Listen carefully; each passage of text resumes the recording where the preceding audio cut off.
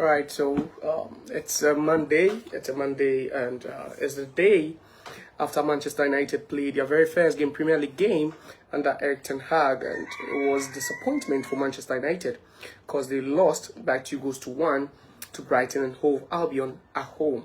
So Erik ten Hag's first Premier League game ended in defeat. It was a 2-1 defeat, and Pascal Gross scoring two, or a brace for Brighton and Hove Albion.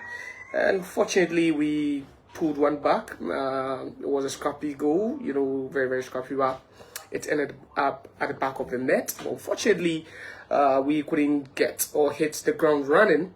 We missed all 3 points, and it was disappointment, like I said.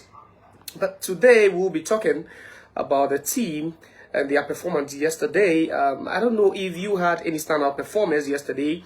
Christian Eriksen, he bossed the midfield. He really showed why Manchester United needed a player of his caliber. And also we saw Cristiano Ronaldo, coming off the bench, and he also, gave something, but unfortunately it wasn't enough for us to win the game. Today I'll be joined by some colleagues, and also if you want to share your view on today's discussion, you can just go to that comment section and type whatever it is that you want to type over there, and I'll read it out to you. Already have David Late, who is watching. Good afternoon to you. And Awel Griffiths is also watching. But talking about yesterday's game, it was personally, I just didn't see anything, there wasn't any significant change from what we used to play last season, especially under Ole Gunnar Solskjaer and also interim manager that's Ralph Rangnick. Yesterday, you could see the players were all over the place, and you could see Brighton were the better side. During preseason, we saw these players train so much, and we spoke about the fitness of these players, which Erik ten Hag said he was going to pay premium to. But in the game, you could see that, the pressing was even an issue. We just couldn't press, just to even win the ball. And Brighton they were able to explore, all the spaces behind this United team. So the question I'm asking is that, is Erik ten Hag all about pressing? Is he really going to, impose pressing on these players, or he's just not going to do that? Because during preseason, we had a very fine preseason. In preseason, I think we lost just one game, and that was that friendly match, that game against Atletico de Madrid, where we lost by 1-0. That was our only loss during preseason. There were no other losses. It was a good preseason overall, and we saw the fitness of these players. We saw them in training. They trained so hard, and we're just, we had expectations that starting the season, that's our first Premier League game, it was going to be a great game. Irrespective of us not even picking up the points, you can also talk about the performance on the day, which was quite, it was shambolic to me, because I just didn't expect them to play the first game of the season with this energy. You could see how Brighton were able to carve open our defense, and it was like they made light work of Manchester United. And that's not how Erik ten Hag, envisaged his first Premier League game to go. This just wasn't how he wanted it to go. But unfortunately, this was how he had to endure that on the touchline, and it was just a scene not to behold. I'm not sure he's proud of that, and he's always going to have that at the back of his mind. But sometimes losses are blessings in disguise, because just this morning, Manchester United have been linked with a move for Adrien Rabiot, the French international who plays for Juventus.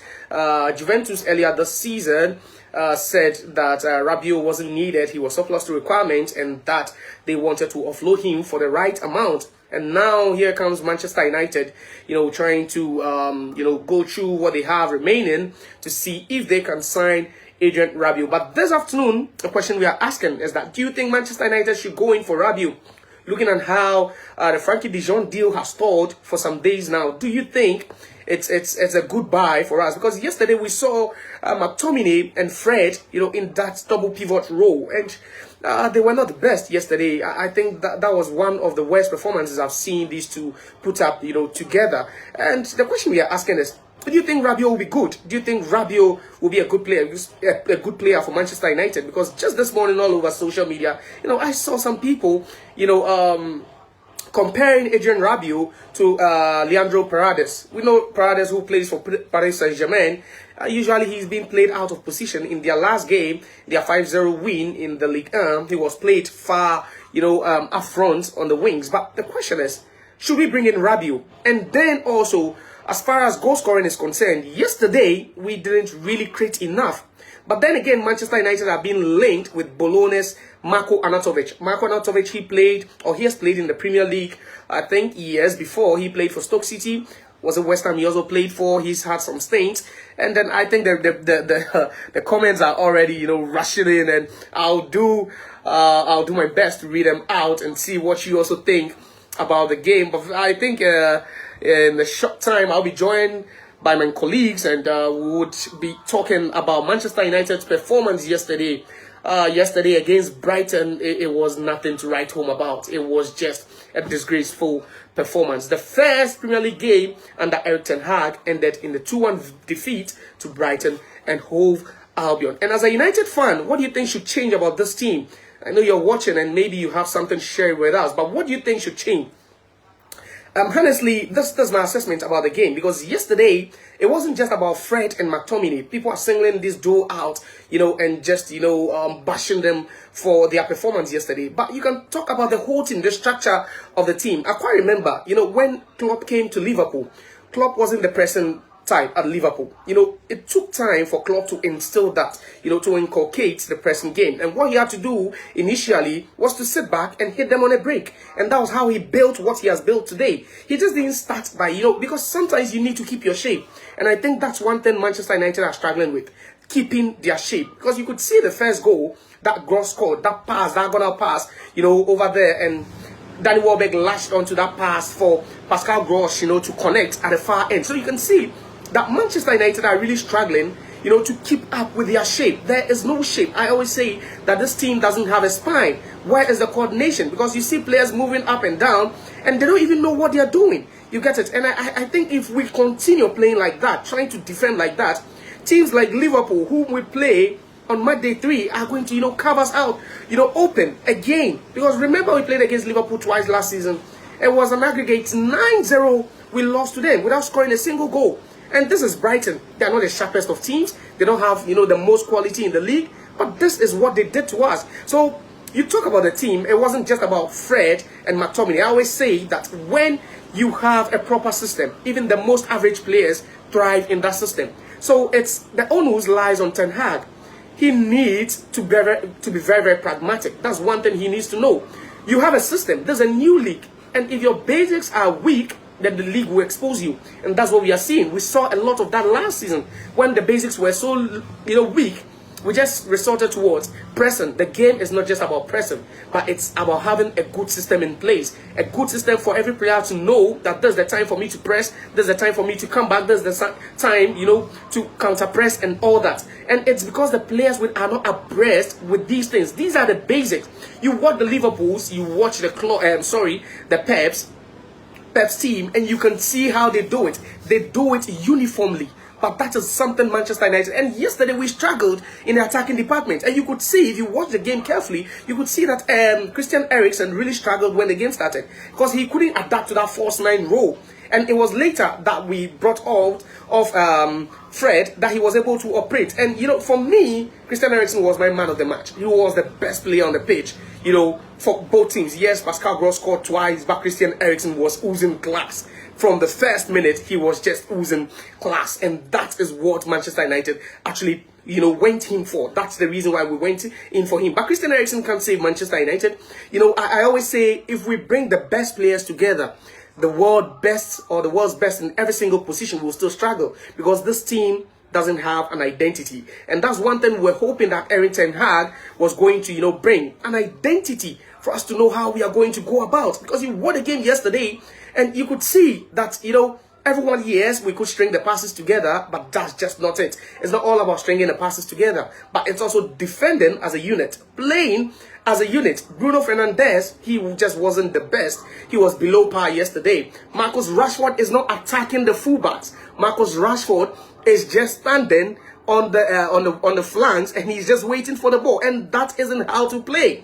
You don't play like that. Yesterday, I watched Phil Foden, who was playing for Manchester City, and whenever he gets the ball, he makes sure he attacks you. He makes sure he completes a dribble. If 1 or 2 or 3, that is how you play as a winger.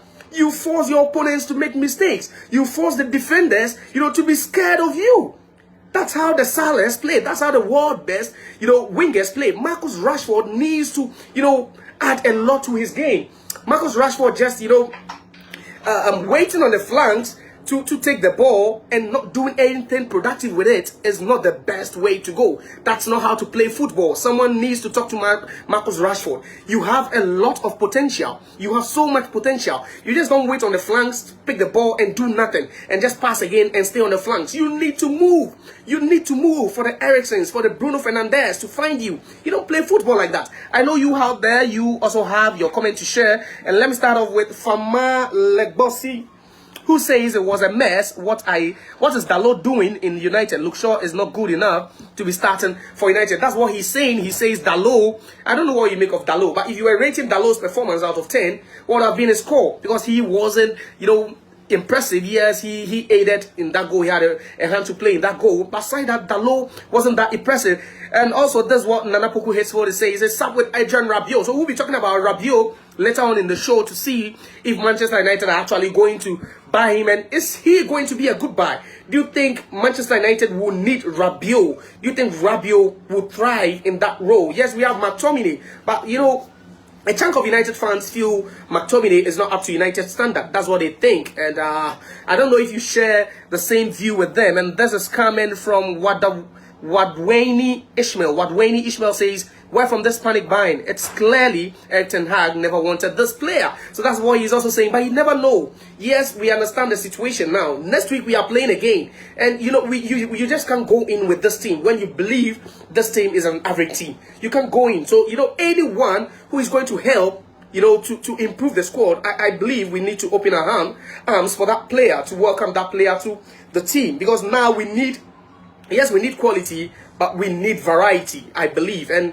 Adrien Rabiot, is a good player. Yes, we know he has, those disciplinary issues and all that, but he's still a good player regardless. And this Manchester United he's coming to, and I'm very sure he's well, conversant about that. And he is going to be a good player for Manchester United. Just maybe, and this one is saying, okay, this is coming from Legbasi, who is saying, same Fred and Mark things again, when you have a good Van de Beek that can pass, what and who is Rabiot when you have Ruben Neves? So yes, let's bring Ruben Neves into this conversation. If you're watching, you can just drop your comments and now just read them for you. But talking about Ruben Neves, this is a chap who has played for Wolves. He has nothing to prove to anyone anymore. Ruben Neves has proven himself time without number that he is one of the best DMs in the business. So why is United looking beyond signing Ruben Neves? Do they think his age is not favorable? I don't know. I haven't really checked his age, but you can help me with Ruben Neves' age, to help with our discussion if you know his age. And this is also, okay, so that's what we have so far. So shouldn't United go in for Ruben Neves? Don't you think going in for Ruben Neves will be okay? Because we know how he plays, and this is a player who is not just a liability on attack. He provides you with those screamers, the belters, and in the season, Neves could guarantee you at least 5 goals. Ruben Neves could guarantee United 5 goals, all screamers. So why are we looking beyond Wolverhampton Wanderers? Why don't we look closer to us? Instead of Barcelona trying to play, push and pull with that Frankie de Jong deal, why are we not looking right in front of us where we have Wolverhampton Wanderers? And I believe Ruben Neves wouldn't cost Manchester United more than £40 million. Yes, and this is a player who has played in the EPL for quite some time. He's very, very experienced. He's a decent player and he knows how to get the job done. So should United just ignore Rabiot and go in for Ruben Neves, who is a quality player? So if you want to join, I have Nabonsu also watching. I have Atachisulo and also Adebayo, Adedoye, Emmanuel is also watching, and Dan Blaze. So if you just want to join us, just send a request and you could join us and share your views. Yesterday, it wasn't a good day for Manchester United. We started the season with yet again another defeat. Last season we ended it with a 1-0 defeat at Crystal Palace, and today, just yesterday, we were thinking it was going to be a good game for us. But unfortunately, Manchester United couldn't get the win. And I'm not sure you are happy if you're a United fan, especially knowing that it's going to be a long week for you. I'm not sure that you are happy, but you can't join the platform, you can't join the conversation, so we talk. So we are talking about Adrien Rabiot and what he is going to bring to this team. We know that we have to, you know, stick with Fred and McTominay for some time now, but it's like they're not giving us the best. They are not giving us the best. And Adrien Rabiot, I think, will be a step in the right direction. Yes, you could beg to differ, you could share a different opinion, but Rabiot has played in the Italian Serie A for quite some time. There's a chap who also played for Paris Saint-Germain. So his experience, you know, playing for big teams wouldn't be a problem. I don't think that there will be so much pressure on him, because we just don't know the fate of Frankie de Jong. We don't know how it's going to end.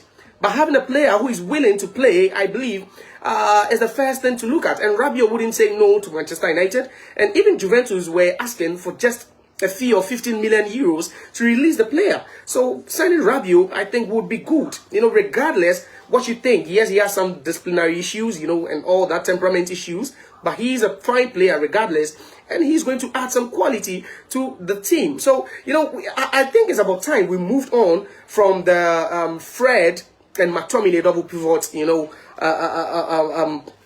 stuff. It's about time Manchester United look beyond that, because they are not really okay. Let's just compare them to other teams. You know, let's compare them to the double pivot at Tottenham Hotspurs, where they have Bentancur and they also have Højbjerg. So are they of that quality? Do you think they are better than Spurs' team double pivot? You know, let's go to straight to Arsenal, where they have Thomas Partey and Granit Xhaka. Do you think Fred and McTominay, you know, are at that level? You know, now let's go to Liverpool, where they don't really play the double pivot, but they play one holding midfielder. That's Fabinho Tavares. Do you think Fred or McTominay is of Fabinho's quality? You know, you move on from there, you go to Chelsea, who play normally Kovacic or Kante and Jorginho. Now you look at our double pivot, Fred, McTominay. Are they there? Are they at that level? You go to Manchester City, he has Rodri, he has Gundogan. Do we have, can we boast of the same quality? Can we say that, okay, yes, Manchester United have, you know, one of the best, you know, DM and CM in the league? You just can't say that. So yes, it's about, we understand that a team isn't clicking yet, but it's about time Manchester United sort out for quality when it comes to, you know, or as far as shielding the defense is concerned, because it's like we are just going to start leaking goals. Last season we conceded a whooping 56 goals in the Premier League, and that is the worst we've ever shipped in a single season. And I don't think Erik ten Hag will be looking at this immediate past season and say that he wants to replicate whatever happened. No, we have high expectations. Yes, as United fans, we know that winning the league now is beyond our reach. Erik ten Hag spoke about ending the Liverpool-Manchester City era, but I don't think this is the note he wants to start with. This is how he wants to, you know, begin that new era. So talking about the double pivot role, that double pivot role of Scott McTominay and Fred, we understand Fred is a starter when he goes to Brazil, but Brazil isn't Manchester United. Brazil national team doesn't play games week in, week out. We want consistency. That is what we want at Manchester United. We want some level of consistency. And quality goes hand in hand with consistency. These two things aren't, you know, mutually exclusive.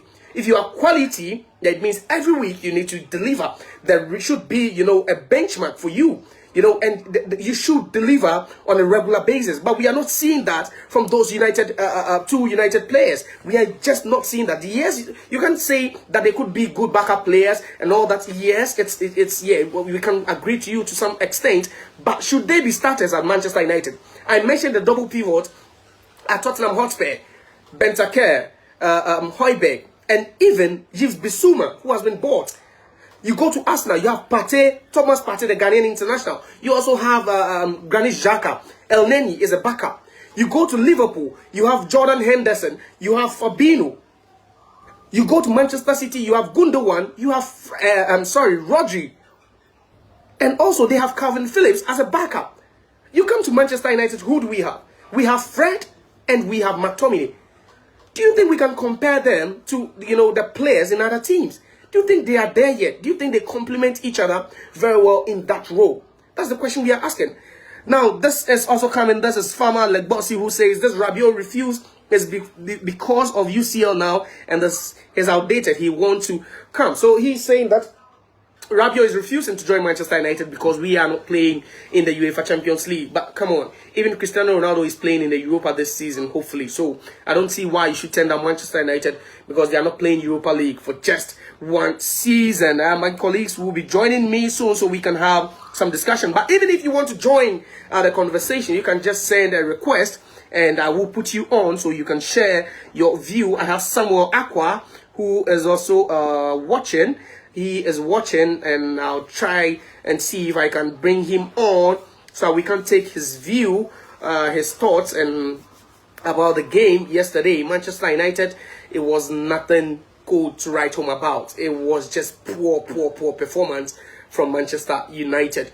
We've spoken about McTominay and Fred, and also let's talk about Dalot. But people keep on talking about Dalot, saying he wasn't good enough. But I just can't tell what actually happened. I just can't tell what actually happened.